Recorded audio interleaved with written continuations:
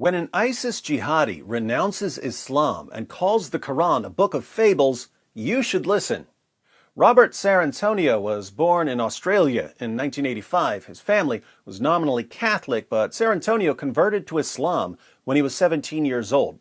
He changed his name to Musa and became the president of the Islamic Society at Victoria University. Naturally, he was soon being paraded around the world for being a Western convert to Islam. And subhanAllah, he had a massive library of books, and I began to read through one which was about the miracles of the Quran. And as soon as I had started reading this, I was glued. I could not stop reading it. And by the time I had finished, what I knew about Islam was the halal, the haram, this and that, the stories of the prophets. But reading about this was showing, Allah is saying, this book that I have could be from nobody but Allah. And as soon as I had finished reading it, Alhamdulillah, I said, Ashhadu an la ilaha illallah wa ashhadu anna Muhammadar Rasulullah.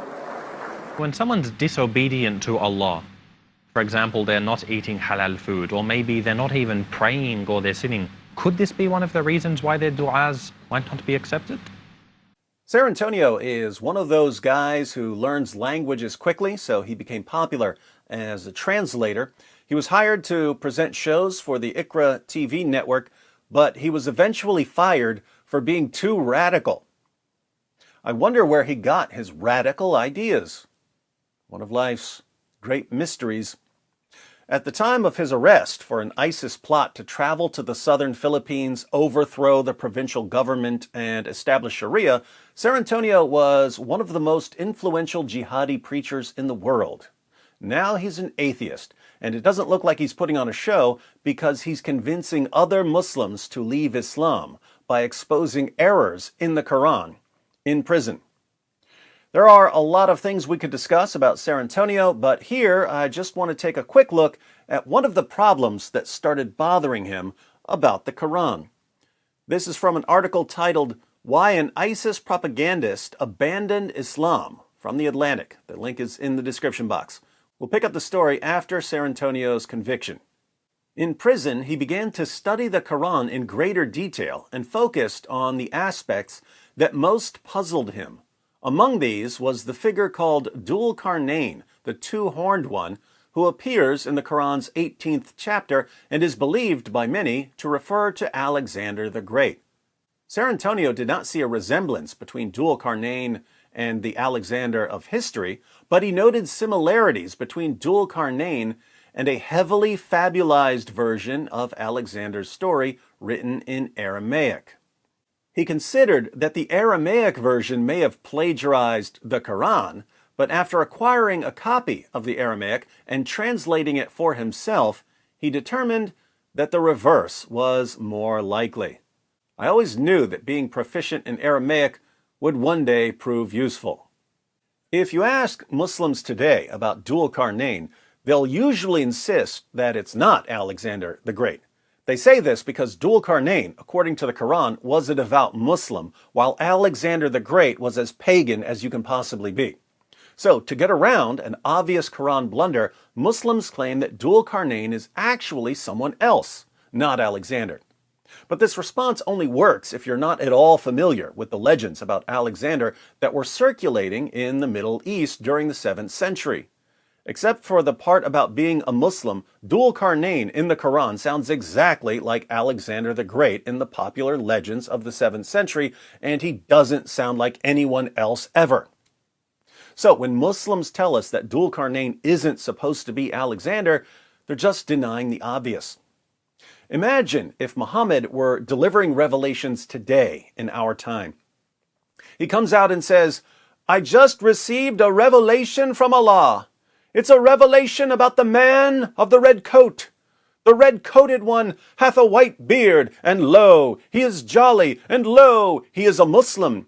He saith unto the elves that maketh the toys, Behold, Christmas is nigh. Finish the toys so I can climb into my sleigh and deliver them to the children around the world. I know if they've been naughty or nice. Bring me Rudolph, ho, ho, ho." Anyone hearing that would immediately think, hey, wait a minute. That's Santa Claus. The story of Santa Claus was originally based on a real person, but now it's just a bunch of silly stories. The real person wasn't a Muslim, he was a Christian bishop. This can't be a revelation from God. But as soon as you point out the mistake, the response from Muhammad's followers would be, no, the revelation isn't about Santa Claus, it's about someone else. Okay, who? Who's it about then? Who else fits that description? Same thing with Dhu-l Qarnayn. Realizing that Dhu-l Qarnayn was not at all a real person, but was rather based on a fictional account of Alexander the Great, instantly left me with only one possible conclusion. The Quran was not divinely inspired, he wrote. It had taken Alexander the Great fan fiction as fact. Of course, I would have preferred to discover all that 17 years ago and avoided much trouble. He has therefore abandoned not only ISIS, but Islam and religion as a whole.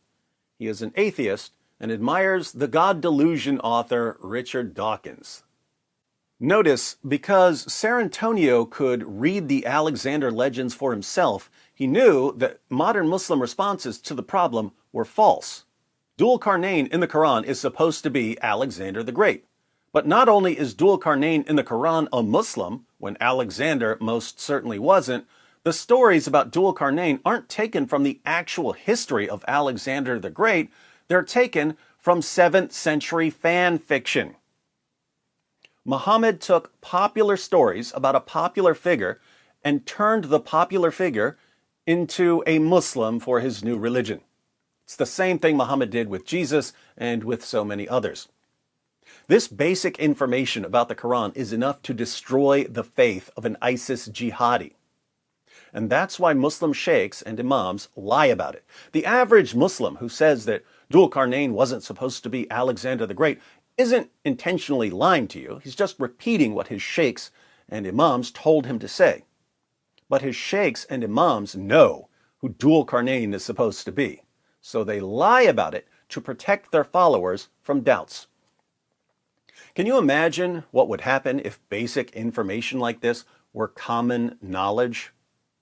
What if, instead of Western journalists and educators constantly shielding Islam from criticism, they instead shared this basic information about the Quran until everyone recognized Muhammad as a really bad plagiarist?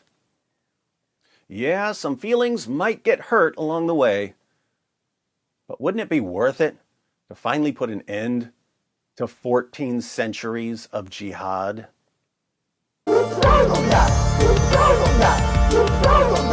It just backfired on you.